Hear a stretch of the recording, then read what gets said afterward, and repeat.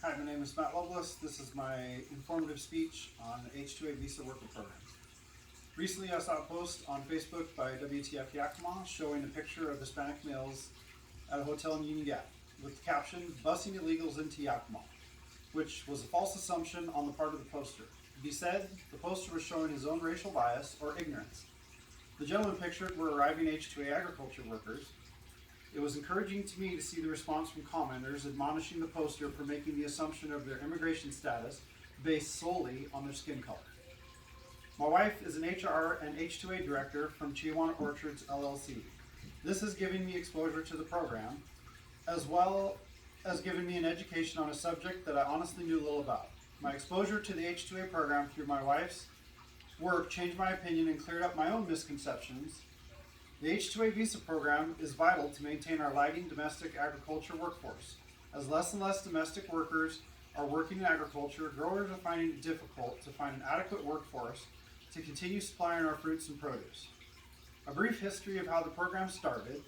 While guest workers from Mexico have long been a fixture in the United States, the Bracero program was officially recognized in 1942. The Bracero program was ended in 1964 after many founded allegations of worker abuse, as well as workers not receiving the pay they were owed. A look at how the program works. The program brings guest workers to help harvest the many agriculture crops in the United States.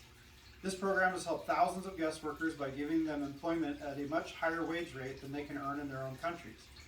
Their travel and housing are paid for, as well as receiving pay at the government-regulated pay rate, or AWAR, Adverse Effect Wage Rate. This program also brings a higher wage to domestic workers as they're paid the same wage as H2A workers for the duration of the farm labor contract. The current AWAR for Washington State is $17.97.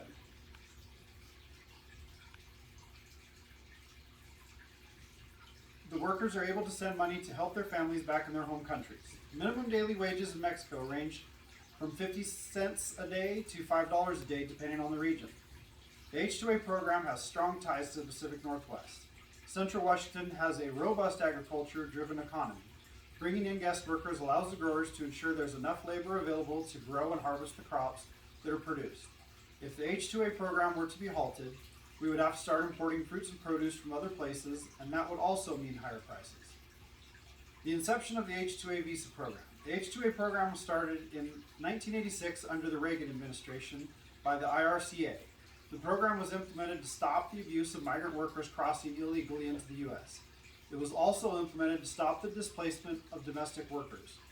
Growers were also not giving equal pay to the domestic and undocumented workers. For example, domestics would be getting $5 an hour, while the migrant workers that would cross illegally would get offered $3 an hour. They would accept that offer and do the work for less money. The H2A visa program replaced the earlier H2 visa program used for Caribbean guest workers working mainly on East Coast farms. Guest workers have been utilized in the United States since as early as 1917. The United States had an early history of guest worker abuses. The Bracero program was ended in 1964 due to worker abuses. Being a foreign worker and not knowing the labor laws of the United States can have a large negative impact. By not knowing the labor laws or simply just being scared to speak out, they will say yes to anything their employer asks. That would mean working long hours and days and only getting paid for a normal 8 hours and the rest of the hours not being logged into pay systems. Most guest workers don't want to speak out as they're afraid they won't be considered to come back the following year. While the H2A program has had its issues, it is the most widely used. This program is used nationwide for multiple reasons. The main reason is because as the years go by, it gets harder for companies to hire domestic workers. As it gets harder for them to hire domestics, companies are relying more on the H2A program. If it wasn't for the H2A program, around 75% of the fruit or produce will go to waste unharvested. In its first year, the program issued only 44 visas and has expanded today to over 200,000. Florida at 14%, California at 12%, and Georgia at 9% make up 1/3 of the H2A program in the nation as of 2022.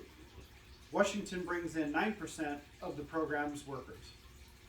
The Pacific Northwest's robust ag industry gives strong ties to H2A workers.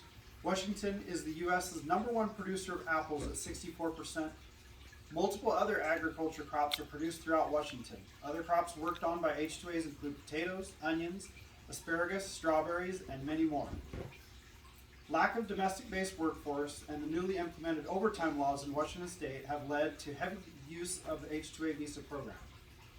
The H2A visa program brings a much-needed labor force to the ag industry and brings a higher wage and money to the Mexican economy. Each worker makes approximately $20,000 for 26 weeks of work. With the new overtime rules in Washington, the program will continue to grow. The H2A work visa program is a needed stopgap for the lack of the domestic agriculture workforce today and into the future.